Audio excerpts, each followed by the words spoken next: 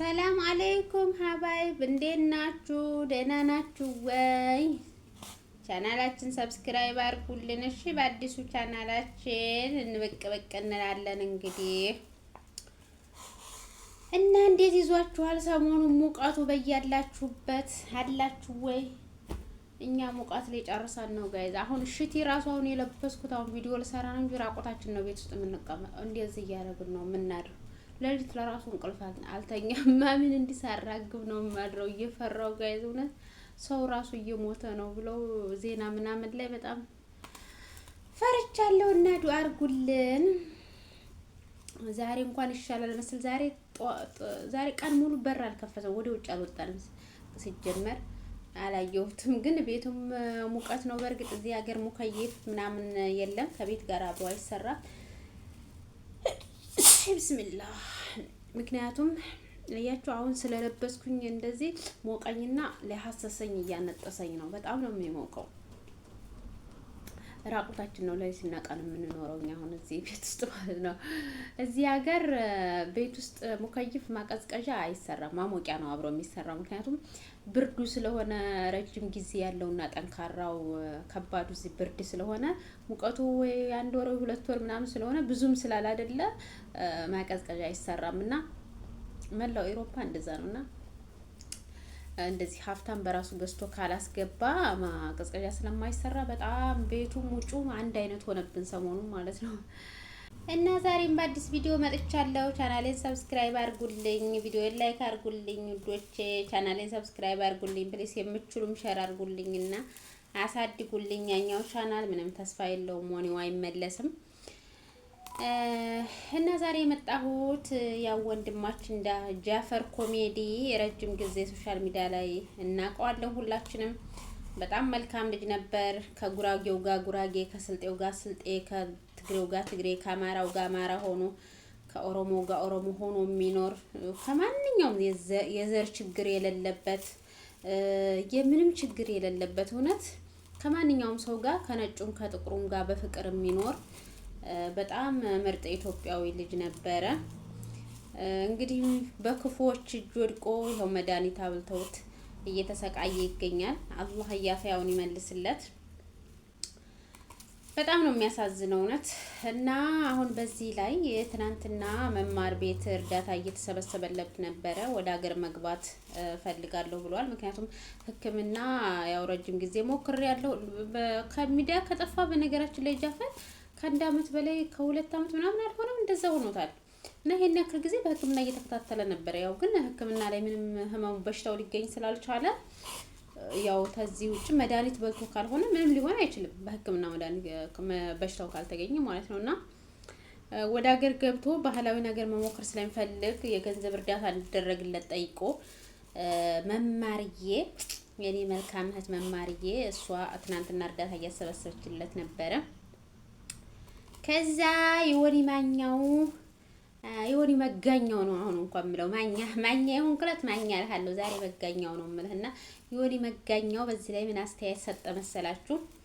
ገብቶ አይዞህ ጃፈር ብሎ ማስተባበር ሲገባው ማለት ነው። እውነት የወኒና ጃፈር አይ ቲንክ ሚዲያ ላይ አብረው ምናምን ጃፈርም ስለቆየ ሶሻል ሚዲያ ላይ በነቆራም ይሁን በመልካም አብራችሁ አሳልፋችኋል። አይ ቲንክ እንደው በአካል እንኳን ባትገናኙ ማለት ነውና ዮኒ ብዙ ጊዜ ያራዳ ልጅ ምናምን ነበር የሚመስለኝ። ከዛ ገንዘባችሁን ሊበላችሁ ነው ጸበል ምናምን ብሎ በጸበል ሰበብ ገንዘባችሁን ሊበላችሁ ስለሆነ አታዋጡለት ምናምን ብሎ ሲሰክሳየውት ዮኒ ማኛ ማለት ነው። ጃፈር ጂጂን ከሷታል። አይ ማህይም ነው የጻድቄ ነው ማርያም ልጅ ትላላት። ለራሱ ጽሁፍ መጻፍ የማይችል ልጅ ነው ጂጂን ከሰሳት የምትለው ዶማ ምን ጸበል ነው የፈለገው? ምን አገናኝቶት? እናንተ ቀውስ ናችሁ እንዴ? ጸበል ነው የፈለገው? ይኸውልህ እንግዲህ የአማራ ወንድምና እህቶች የሚያስቡትን ይኸው ጸበል ተብሎ ቻፓ ለመለቀም ነው። አባቴ ማህይም ናችሁ እንዴ እናንተ? ግን ጭንቅላታ ዮኒ ማኛ አንድ ማወቅ ያለብህ ነገር ዮኒ ማኛ ያው ከልጅነት እስከ ሽበት ሶሻል ሚዲያ ላይ ነው ህይወቱን የሚመራው የሚተዳደረው በሶሻል ሚዲያ ስለሆነ በልመና በጌም በተለያየ ነገር ስለሆነ በቃ ልክ ሰውን እንደዛ ነው መሰል የሚያስበው ማለት ነውና ጃፈር በጣም ያራዳ ልጅ ነው። ሰርቶ ለሰዎች የሚረዳ ልጅ ነበር አይደለም ለራሱ ይቅርና ለሰዎች የሚተርፍ። ፈረንሳይ ሀገር ነው የሚኖረው። ወረቀት አለው። ረጅም ዓመት የኖረ ልጅ ነው። ሶ ከሰዎች ምንም የሚጠብቅ ልጅ አይደለም። አይ ቲንክ ባያመው ፈረንሳይ ሀገር እየኖረ ወረቀት አለው መስራት እየቻለ ሊለምን አይመጣም። ሰርቶ ሌሎችን በሰራ ሰዓት እኮ ስደተኞችን በሊቢያ የሚሄዱ ሰዎችን በተለይ ሲገቡ እየተቀበለ ቤቱ እያሳረፈ ወደሚሄዱበት እስከሚሸኛቸው ድረስ የሚያስፈልጋቸውን ነገር እያደረገ የነበረ ልጅ ነው። እንዴት ዛሬ እንደዚህ ታሞ ሲጀምር ፎቶ ቪዲዮውን ካያችሁ በጣም ነው መታመሙ የሚያስታውቀው። ጋይዝ ቅስብርብር ብሎ ቅስሙ ስብርብር ብሎ እውነት በጣም ነው የሚያሳዝነው። እንደው አይተህ እንኳን መረዳት ባትችል ማሰብ እንኳን እንዴት ተሳነህና እንዴት እንደዛ ትላለህ? ይሆንዬ ሲሆን ገብተህ መማር ቤት አይዞህ ጃፈርዬ አንተ ባለ ሰዓት ሰዎች ስትተባበር የነበርክ ሰው ነህ። አላህ ጤናህን ይመልስልህ ብለህ የምችለው ማድረግ ሲገባ በጸበል ስም ዋቴ ብሎ ገንዘባችሁን ሊበላችሁ ነው ምናምን። እንደ ሙባረክ እና ጃፈር በጣም ይለያያሉ። በነገራችን ላይ ጃፈር ያራዳ ልጅ ነው። ከማንም ሰው ጋር በፍቅር መኖር የሚችል በቃ ንጹህ ልብ ያለው ሰው ነው። ሙባረክ እና ጃፈር ምንም አንድም ሙባረክ በጌምም ሆነ በምንም ዞሮ በሶሻል ሚዲያ ነው የሚተዳደረው ልክ እንደ አንተ ማለት ነው ዮኒ ማኛ። ሙባረክ ግን ማነው ጃፈር ግን ሰርቶ የሚኖር ልጅ ነው። እና ዮኒ ማኛ በጣም አንዳንዴ እኔ ጥሩ ሰው ይመስለኛል። ብዙ በተለይ በሴቶች ጉዳይ ላይ ብዙ ነገር ድምጽ ሲሆን ምናምን ስለማየው እወደዋለሁ። ግን አንዳንዴ ደግሞ እያወቀ ይሳሳታል ይመስለኛል።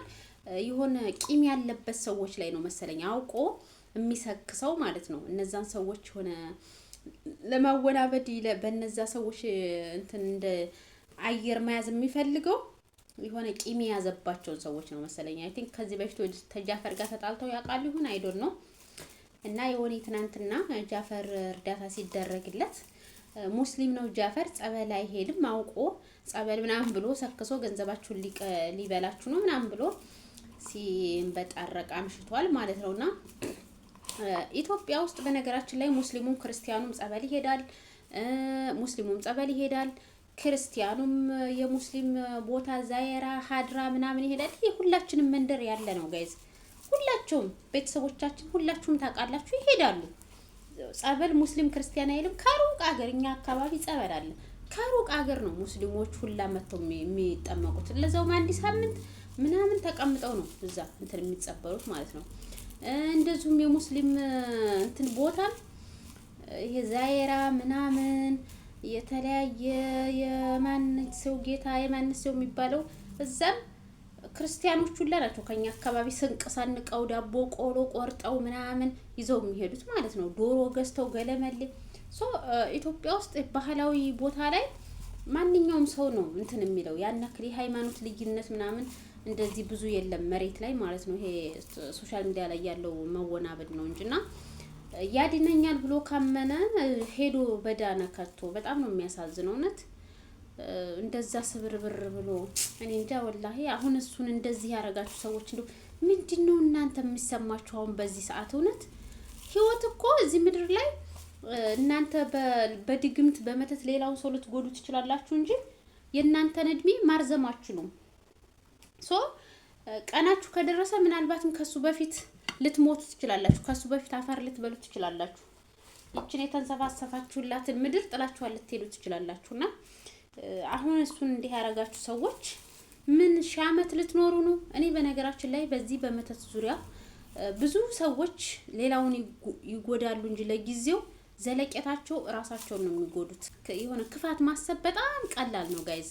መልካም ለመሆን ጥሩ ሰው ለመሆን ነው በቃ ብዙ ጊዜም እውቀትም የሚያስፈልገው እንጂ ክፋት ለማሰብ በቃ ደደብ ምንም በቃ ደንቆሮ መሆን ብቻ ነው የሚያስፈልገው። ሌላ ምንም አያስፈልግም። ሌላ ምንም ኃይል አያስፈልግም። እና ክፋት የምታስቡበትን መልካም ብታስቡበት ይሄንን ልጅ አንድ ሰው የጎዳችሁበትን ጊዜ አንድ ሰው ብትጠቅሙበት ኖሮ በዱንያም በአኺራም ታተርፋላችሁ። ግን እንደዚህ በዚህ በመተት በመናም ሰውን የምትጎዱ ሰዎች ባይዘው ወይ ለጊዜው ያንን ሰው ስትጎዱ እናንተ ደስ ሊላችሁ ይችላል፣ ግን ከዛ ሰው በፊት ነው እናንተ የምትወድቁት።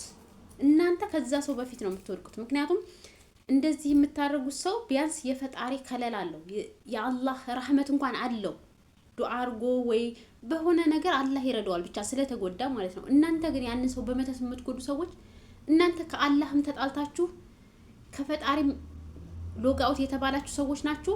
ከሸይጣን ጋር ያላችሁት። ይሄ ሸይጣን ስራችሁ ደግሞ አንድ ቀን የከሸፈ ቀን ቀድማችሁ የምትወድቁት ቀድማችሁ የምትዘቀዘቁት እናንተ ናችሁ። እውነት እኔ ብዙ ጊዜ አያለው እንደዚህ የሚያደርጉ ሰዎች ከልጅነቴ ጀምሬ አውቃለሁ። እኔ ከኛ ሀገር ከሰፈር ጀምሬ ማለት ነው። እንደዚህ በጎረቤት በምናምን እንደዚህ የሚያደርጉ ሰዎች ቀድመው ነው እነሱ አፈር የሚገቡት፣ ቀድመው ነው እነሱ ይችላል የሚሰናበቱት። እነሱ ከሸይጣን ጋር ከሆናችሁ ከፈጣሪ ከራቃችሁ ምንም ተስፋ የላችሁም። ተስፋ እነዚህ ግን እንደዚህ የምታረጉባችሁ ሰዎች ቢያንስ ተስፋ አላቸው። እነሱ ከፈጣሪ ጋር ስለሆኑ በማንኛውም ሃይማኖት ሄዱ፣ ፈጣሪ ከግፈኞች ከበዳዮች ጋር አይሆንም፣ አይተባበርም። ከተበዳዮች ጋር ነው ፈጣሪ ያለው። ስለዚህ እንደዚህ የምታረጉ ሰዎች እድሜያችሁንም ባታሳጥሩ። ያንን ሰው ለጊዜው ስትጎዱ ደስ ሊላችሁ ይችላል፣ ግን ከዛ ሰው ቀድማችሁ ነው እናንተ እቺ ምድር የምትለቁት። እርግጠኛ ሆኜ የምነግራችሁ ነገር ማለት ነውና እኔ ብዙ ስለማቅ ነው ስለዚህ ታሪክ ብዙ ነገር ስለማቅ ነውና እባካችሁ ሰዎች በክፋት አትሰማሩ፣ በመልካም ስራ ተሰማሩ።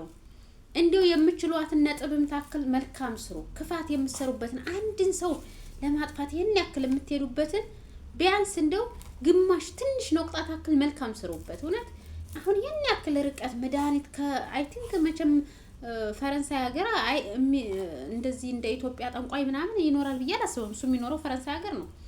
እዛ አይደለም የሚያሰሩት ጊዜ ወይ ኢትዮጵያ ወይ ምናምን አሰርተው ነው ያመጡት። ያን ያክል ርቀት ሄዳችሁ መድኃኒት አሰርታችሁ ምናምን አምጥታችሁ ለሱ የምታበሉ ሰዎች እንዴት እናንተ ፈረንሳይ ውስጥ ለአንድ ለተቸገረ ሰው እዛ አጠገባችሁ ላለ ሰው አትረዱ? መልካም አሰሩ? ርቀት ሳትሄዱ ይህን ሁሉ ርቀት ሄዳችሁ ክፋት ለመስራት መድኃኒት ለማንጣት እኔ እንጃ። በጣም ነው ግን ወላሂ ሰው እኔ እንጃ ማን እንደሚታመን አላውቅም። እንዴት ሆነን ከማን ጋር እንደምንኖር እኔ በጣም እየፈራው ነው። አሁንስ ይሄ ዘመን በጣም እያስፈራኝ ነው ጋይዝ። ያለ ሰውም አይሆንም። በቃ ከሰው ርቄ እኖራለሁ ምናምን እንዳትሉ፣ ያለ ሰውም አይሆንም። እዚህ ምድር ላይ ስትኖሩ የግድ የሆነ ሰው ያስፈልጋችኋል። በማንኛውም ሁኔታ በማንኛውም የዕለት ተዕለት ኑሯችሁ ሰው የግድ ኢምፖርታንት ነው። ደግሞ ሰውን በቃ ኢምፖርታንት ነው ብላችሁ ከሰው ጋር እንደዚህ እንዳትቀርቡ። ደግሞ ሰውን ክፋቱን በዛው ልክ ሆነ። በቃ ሰው የሚባል ፍጡር በክፋት ብቻ ተሰናዳ። በቃ አበሻ የአላህ በጣም ነው የሚሰቀጥጠው። እና አላህ ይጠብቃችሁ ከእንደዚህ አይነት ሙሲባ። ጃፈር ወንድሜ ኢንሻአላህ ዲነህ መቼም የሰው ኃይል የሰው መተት የሚሰሩት ሰዎች ናቸው። የሰዎች ኃይል ከአላህ ኃይል ይበልጣል ብዬ ምንም አላስብም፣ ተስፋም የለኝም። ስለዚህ ይሄ እነሱ የሰሩት መተት አላህ ከዛ በላይ መስራት የሚችል ነውና ኢንሻአላህ አላህዬ ጤናህን ሰጥቶህ ወደ ነበርክበት ወደ ድሮ ተመልሰህ ለማየት ያብቃን ኢንሻአላህ።